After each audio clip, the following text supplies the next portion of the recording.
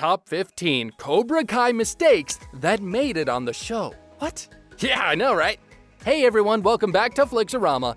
Cobra Kai, a very ambitious attempt to bring back the Karate Kid series, is working on its 4th season, and fans have been raving about it. That said, there's so much to love about the show, but also a ton of other things that leave more questions than answers. Fans do understand that sometimes writers have to take creative liberties to speed a story along or to make things more interesting than they might have ever had the chance to be in real life. However, some of these errors expose major plot holes, while others could be boiled down to simple editing mistakes that become puzzling and make even the most die-hard fans, such as myself, scratch their heads and roll their eyes in disbelief at the thought that the viewers are supposed to buy into it. Today, we're going to be talking about the top 15 Cobra Kai mistakes that made it on the show. Make sure you stay until number 1 as you don't want to miss the last one. It's a goodie. Trust me, I saved it for the last. Number 1. Mystery Kick in Counterbalance, Season 1, Episode 5. In this episode, Daniel works to finalize a deal that would completely undermine everything Johnny has been working on with the Cobra Kai dojo. He is also struggling with some internal demons and is doing his best to regain the natural balance in his life. While this is going on, Johnny is working hard to continue bringing the Cobra Kai dojo to life. Although the most important scene in this episode sees Miguel putting his karate skills into practice for the first time. In the scene, Johnny and the rest of the kids show up at the Cobra Kai dojo, where Miguel supposedly lands a kick on one of the kids and sends him flying. However, when we take a look at the replay, this isn't what happened at all. When you look at the playback, you can see that Miguel never even touched the kid. He kicks towards him and the kick just fell without being hit. Number 2. Pretty Messy Hair in December 19, Season 3, Episode 10. In this scene, Tori gets into a pretty serious brawl, but there are some mistakes in filming. A brawl that is pretty obvious and distracting as the fight is gearing up, right? And she is just about to get started. Her hair looks a bit messy. It's not too bad, but her hair could have been styled a bit better. However, when she shouts her infamous "No Mercy" line, her hair looks the best it's ever been. It seems like the scenes were mostly shot out of order, I guess? I'm assuming so, and the intro to the fight was shot after the fight had already been filmed. That was a pretty minor mistake, but it was kind of distracting for me. I don't know, you tell me what you think. Number 3, Robbie is out of jail after almost killing Miguel. Robbie almost killed Miguel. He kicked him right by a railing without any regard for the fact that he would likely fly over it. I hate that part. How is that? Because Miguel survived, which is good, and Robbie was out of jail quickly? What? Doesn't make sense. It is possible that Carmen decided not to press charges and that the entire situation was deemed a fight that got out of hand and everyone got in trouble? Yeah, but that was pretty intense fight. If any of you have watched it like I have, that was real intense. I don't know. Number 4, Different But the Same, Season 1, Episode 9. What a fitting title for such an odd mistake. So, this episode follows Johnny as he tries to move forward in life, but keeps getting dragged down by Daniel or his memories of Daniel's past.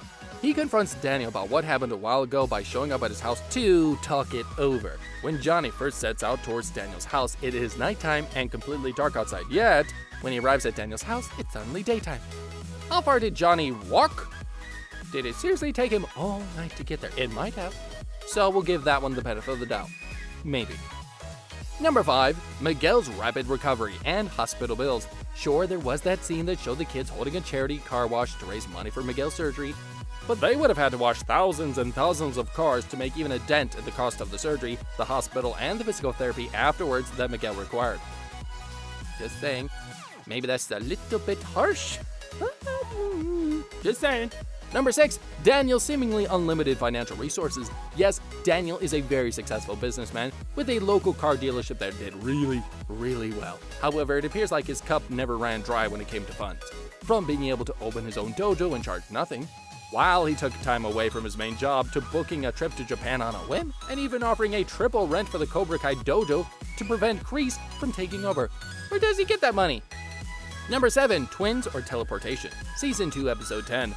This confusing scene takes place in Episode 10 of Season 2. I'm certain most of us understand that the Hollywood showrunners will usually hire dozens of extras to fill up some of the boring scenes in the show.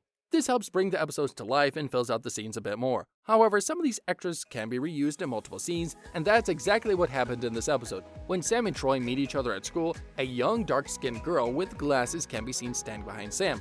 Shockingly, just a few seconds later, Robbie runs past the same girl and she's in a totally different part of the school. Either she has a twin, or she has mastered the art of teleportation, which I would love to have. Just letting you know. Number 8. Johnny's income. In the very first episode, Johnny lost his job as a handyman for fighting with a client. She deserved it. Moving on. He hasn't worked anywhere else but as a sensei since. Fans know how he got the money to start the dojo from his stepfather, and he was getting money from the kids early on, but he doesn't seem to have received any in a while. Yet he was still able to afford all of his expenses and even an expensive TV that he smashed during a passionate love scene with Carmen throughout the show, which was awesome. He clearly doesn't have any money, yet seems to be getting income somehow. Number 9, Hawk's drastic transformation. I know, right? Oh man, it was crazy.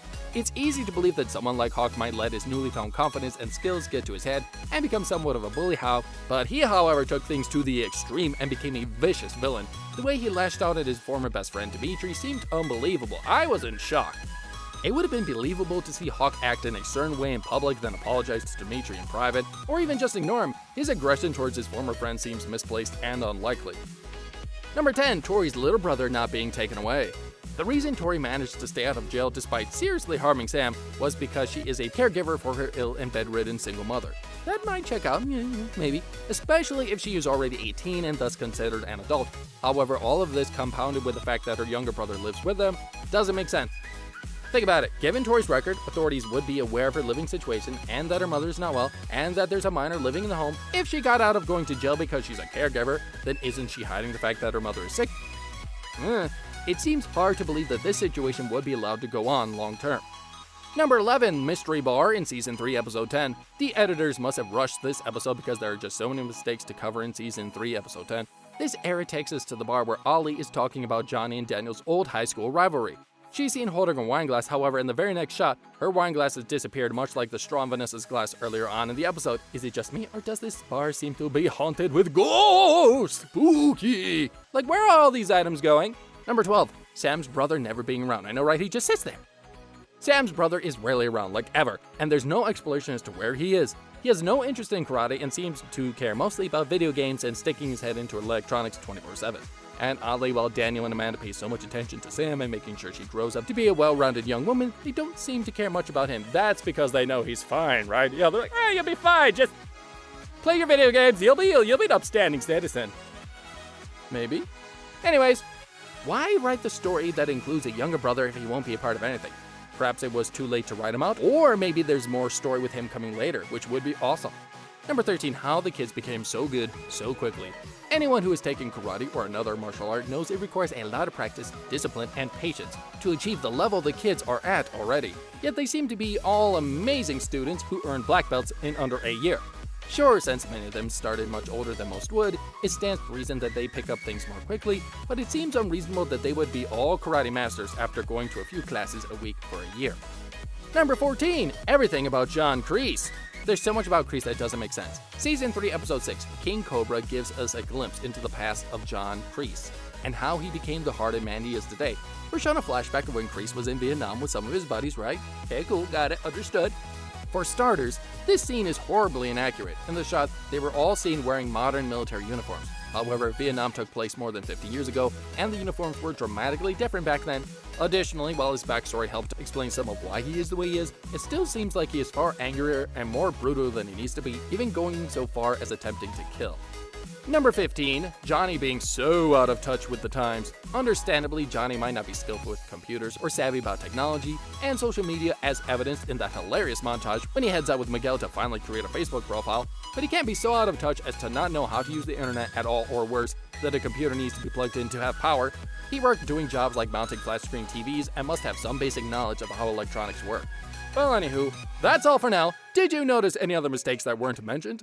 Leave them in the comments below. While you are here, go ahead and click on one of these two videos on your screen. See you there!